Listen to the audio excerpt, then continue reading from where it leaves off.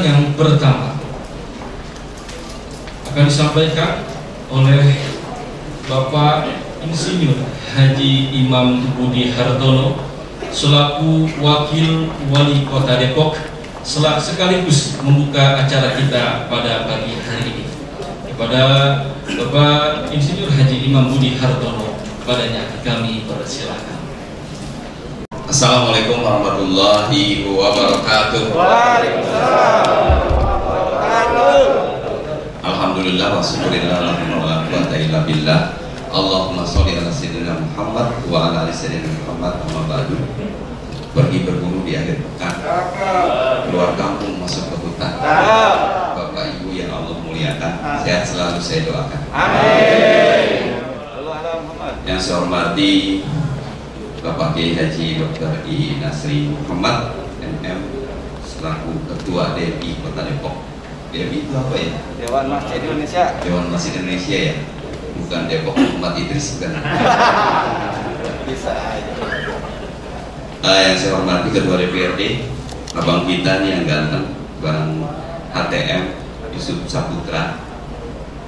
Yang saya hormati Direktur Sales Distribution BSI Bapak Anton Soekarna beserta Kepala Kantor Area Depok Pak Taufan, dan juga ini ada komandan kita Bang Haji, makasih Bang, Kasat Dimas Kota Depok, masih muda, masih gaul tapi belum sarapan ya Bang.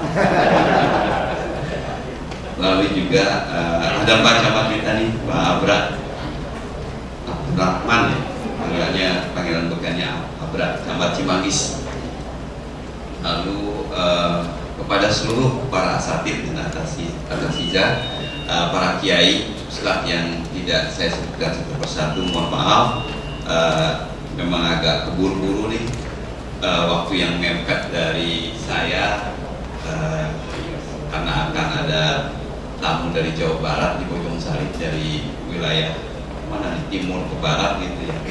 Jadi saya mohon maaf jika memang tidak terlalu lama di sini. Mohon dimaafin Pak Kiai ya. Senang sekali bisa ketemu para ustaz, para kiai pada hari ini di acara pelatihan manajemen masjid berbasis digital. Sesuatu kebanggaan bagi kami di pemerintahan, bagi khusus kepala daerah. Karena masjid selama ini image-nya hanya sebuah rumah ibadah ya, untuk melakukan aktivitas ibadah saja, sholat 5 waktu, tarawih, dan kegiatan-kegiatan yang lainnya yang bersifat pembinaan mental spiritual dari masyarakat di Kota Depok dan secara umum di dunia ini. Sebuah gebrakan yang bagus Pak Kiai Nasri ya. Senang banget melihat acara pada hari ini, karena mudah-mudahan ke depan masjid bisa dijadikan pusat perekonomian. Amin. Karena kondisi perekonomian selama virus corona, Kota Depok tahun 2020 itu tadinya laju pertumbuhan ekonomi Kota Depok 6%, lebih kurang 6%, turun sampai ke minus 1,92%. Tapi masih mending dibanding dengan wilayah-wilayah di kota kabupaten lain, termasuk juga di dunia kayak di Eropa itu minusnya sampai 10, minus 10. Karena apa? Karena memang perekonomiannya ditunjang banyak oleh pariwisata. Pariwisata adalah satu perekonomian yang drop banget selama COVID-19, karena semuanya kepergian nggak boleh, pesawat hancur, pusat-pusat destinasi nggak ada yang ngunjungin, benar-benar drop. Tapi alhamdulillah Depok cukup bertahan di minus 1 karena memang kekuatannya di bisnis UMKM. Ini juga mungkin nanti arahnya ke sana nih, digitalisasi masjid ya, baik dari sisi administrasi kemasjidan mungkin gitu ya, tapi juga tolong dibuatkan juga tempat nongkrongnya anak muda biar cinta pada masjid. Ini sebuah jalan ya, menurut saya sebuah jalan yang Allah minta kepada kita sebagai dai ya, untuk bisa terus merekrut umat Islam ini kembali ke masjid kan gitu. Masih banyak orang yang mengatakan iman, tetapi masih banyak yang belum sholat, apalagi ke masjid kan gitu. Sholat bang, saya mah sholat sepekan sekali sholat Jumat kan gitu. Atau mungkin 2 tahun sekali Idul Fitri dan Idul Adha kan gitu. Masih banyak umat yang begitu, karena memang iman yang disampaikan oleh yang tak dipahami oleh sebagian umat kita adalah percaya adanya Allah Subhanahu Wa Taala kan gitu, bahwa cinta. Tapi disuruh kewajiban-kewajiban taat kepada Allah, menjauhi larangannya, masih banyak yang melakukan kan gitu. Nggak sholat, nggak puasa gitu kan. Ada juga bukan sekedar nggak melaksanakan perintah Allah, tapi juga melanggar larangannya, narkoba, seks bebas, betul ya? Jadi ini juga salah satu yang menjadi daya tarik menurut saya. Kita buat bagaimana pengurus-pengurus masjid ini berdakwah kepada selain yang memang sudah taat jalan ke masjid, beribadah di masjid, tapi menarik kepada anak-anak muda yang nongkrongnya di masjid. Ya, di masjid dengan apa? Menyiapkan ya sebuah sarana, ya satu tempat untuk mereka nongkrong tapi sambil bekerja. Tadi saya sampaikan ke Pak Kiai Nasri bahwa di bandara maupun di terminal kereta api sekarang ada namanya co-working kan gitu. Sehingga kalau kita ke Surabaya, Jogja mau karena takut telat, lebih dulu datang ke sana. Tapi ada tempat untuk wifi gratis, nongkrong di situ, ngerjain tugas atau ngerjain pekerjaan selesai di situ. Nah kalau ada masjid juga bisa begitu, ini sesuatu banget. Karena Allah sebutkan kan, ud'u ila sabili rabbika bil hikmah wal mau'izatil hasanah wajadilhum billati hiya ahsan. Jadi serulah ya kepada jalan Allah, ajak semua manusia ke jalan Allah dengan berbagai cara yang baik ya, agar mereka kembali ke jalan Allah. Yang Allah janjikan bahwa ketika kita berjalan di jalan Allah, dijanjikan surga yang luasnya lebih luas dari langit dan bumi kan gitu. Jadi ajaknya berbagai cara ya. Dakwah selama ini sudah berjalan, tetapi dari sisi mengajak di sektor perekonomian ini kita masih kurang. Sudah ada mungkin kan ya, tapi masih kurang. Nah pelibatan pentahelix nih, termasuk di dalamnya adalah dunia usaha BSI dalam ini menjadi sesuatu yang bisa diajak kerjasama, saling menguntungkan. Yang umat diminta untuk bisa diajarkan tentang riba non riba gitu kan, ada alternatif tentang tabungan yang tidak membentuk riba, tapi juga bisa diberikan nanti bantuan-bantuan pinjaman yang lebih aman, lebih syar'i gitu untuk hal tersebut. Saya berharap ini bisa terus bergulir selain dari manajemen masjid berbasis digital, tetapi juga bisa ke arah merekrut, menarik umat Islam kembali ke masjid dengan berbasis ekonomi digital. Itu mungkin yang bisa saya sampaikan. Selamat untuk acara pada hari ini. Semoga Allah memberikan keberkahan, memberikan kesuksesan.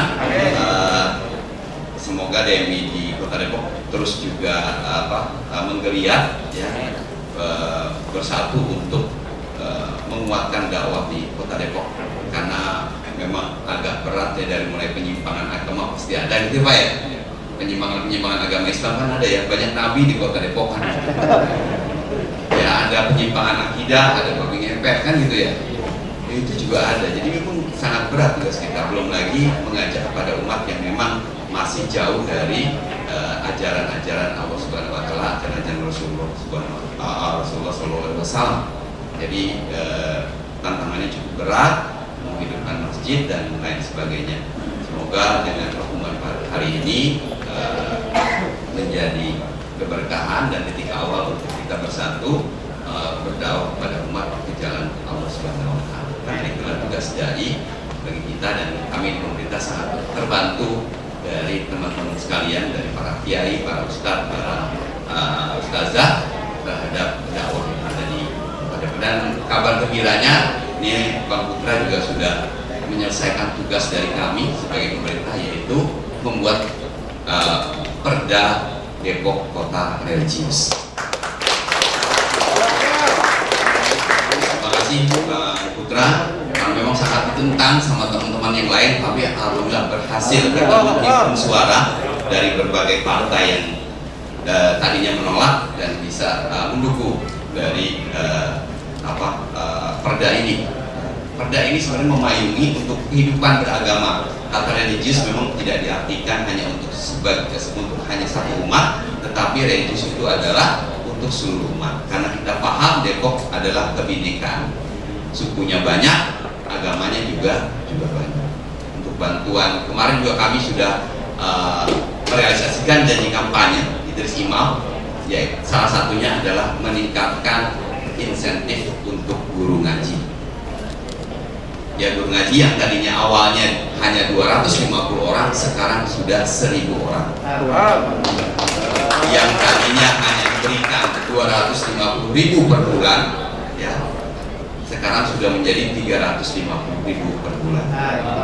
Ke depan doain mudah-mudahan bisa sampai 500, bisa sampai 1 juta, ya. Agar terus umat Islam bisa mengaji, masih banyak yang buta Quran, ya. Terus kita dengan adanya perda ini memayungi terhadap bantuan-bantuan untuk para ustadz dan para kiai. Ya, mohon doanya sekali lagi, perjuangan kami memang bukan sekedar di pemerintahan, tapi juga Bang Putrani berjuang di parlemen, karena pro kontra di parlemen luar biasa. Kalau voting, ini grupnya Pak Putrani kadang bisa 12 lawan berapa? 28 kan? 38 kan dibagi. Maka berbanyak parlemen di orang-orang yang berkomitmen terhadap kebijakan-kebijakan Islam itu sangat penting sekali menurut saya, karena memang ketika pemerintah mendorong ke sana, ketika parlemen tidak menyetujui, maka ini tidak akan bisa berlangsung. Ini mohon doanya keberpihakan dari para ustadz dan ustazah terhadap masalah-masalah keumatan yang memang kami concern dan berharap bisa membantu kegiatan-kegiatan keagamaan, ya, semua agama pastinya, karena kami adalah pemerintah Indonesia, bukan pemerintahan yang lainnya. Untuk itu mohon doa, mohon dukungannya terhadap tersebut, dan kami tadi mendukung terhadap kegiatan pada hari ini. Ini dengan membaca Bismillahirrahmanirrahim, saya buka pelatihan manajemen masjid berbasis digital. Semoga Allah Subhanahu wa Ta'ala selalu meridhoi kami dan memberikan kesuksesan dalam acara tersebut. Gadis cantik Siti Aisyah, kalau belum nikah jangan disentuh. Wabillahi taufiq wal hidayah. Wassalamualaikum warahmatullahi wabarakatuh.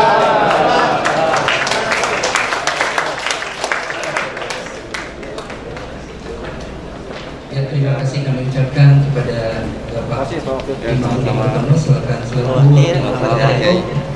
terima kasih telah datang ke acara kami, memberikan sambutan. Semoga selamat sampai